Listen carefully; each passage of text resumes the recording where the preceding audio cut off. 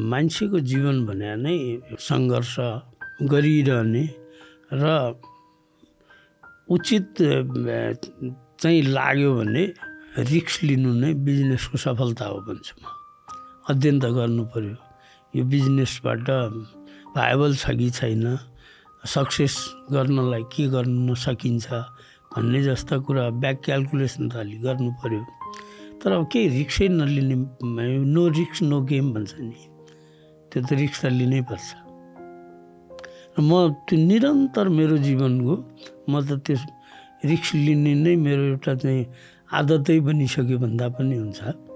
कुनै पनि चिज रिक्स लिन नसक्ने भने चाहिँ सफलतासँग पनि डराउनु हो। रिक्स भने त्यो सँगै हिँड्ने सहयात्री हो र सफलताको सारथी पनि हो भन्ने लाग्छ।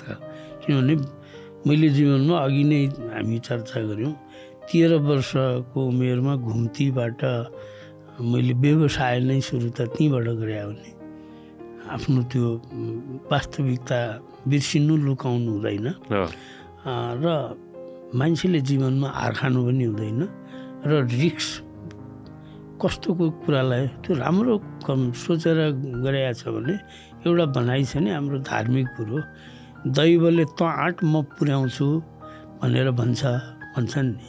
त्यो त्यसरी एउटा चाहिँ के भन्छ, म राम्रो काम गर्न गइरहेको छु, यसमा यो चुनौती आउन सक्छ तर म सफल हुन्छु भनेर कल्पना गर्ने हो भने मलाई लाग्छ रिक्स नै सफलता हो।